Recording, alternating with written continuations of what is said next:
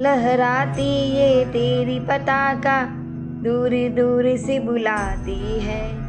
बुला रही है ऋषभ की अखियाँ, हंसते हंसते रुलाती है। जय गिरिराज। हमारा शासन प्रेमियों, आज हम सबके मन में एक सवाल उठ रहा है। आखिर ऐसी क्या बात है जो फागुन सुद तेरस के दिन शत्रुंजय गिरिराज के दर्शन करने बाकी दिनों की अपेक्षा 3 गुना से भी ज्यादा श्रद्धालु आते हैं। भारत में कई तीर्थ स्थल है, पर ये तीर्थ स्थल की बात ही कुछ निराली है। यहाँ आते ही जो सुकून मिलता है वो कहीं नहीं मिलता।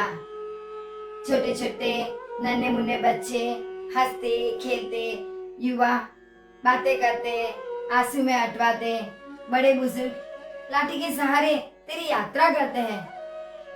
उन सब के मन में इस बात की खुशी है कि आज हमें दादा के दर्शन होंगे।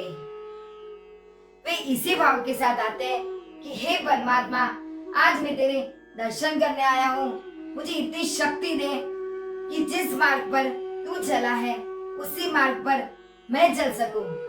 फागुन सुद तेरस का नाम लेते ही हमारे आंखों के सामने शत्रुंजय गिरिराज की छवि आ जाती है। आखिर ऐसी क्या बात है, उस दिन ऐसी क्या घटना घटी थी?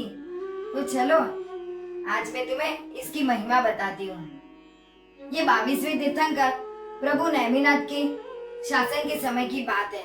जब प्रभु समव शरण में देशना दे रहे थे, तब श्री कृष्ण के 2 पुत्र साम और प्रद्युम्न वहाँ मौजूद थे। प्रभु की गुरुवाणी सुनकर उन्हें वैराग्य उत्पन्न हुआ और प्रभु के पास दीक्षा ली।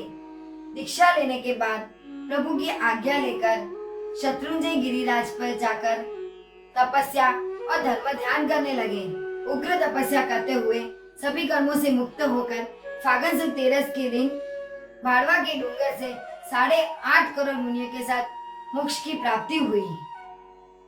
कहते हैं कि इसी दिन का स्मरण करते हुए लाखों श्रद्धालु 84,000 सालों से 6 गांव की यात्रा यानी कि फागुन फेरी करके अपने कर्मों की निर्जरा करते हैं। ये भूमि अनंता सिद्धों की भूमि है। यहाँ पर कई मुनियों को मोक्ष की प्राप्ति हुई है। यहाँ तक कि हमारी ये प्रकृति भी हमारे साथ है। वह जानती है कि आज का दिन हमारे लिए कितना महत्वपूर्ण है। इसी महीने में वातावरण सुंदर, शीतल और शांत होता है।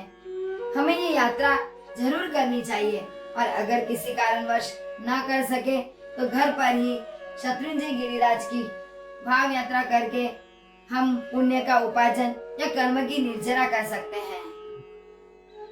जय गिरिराज।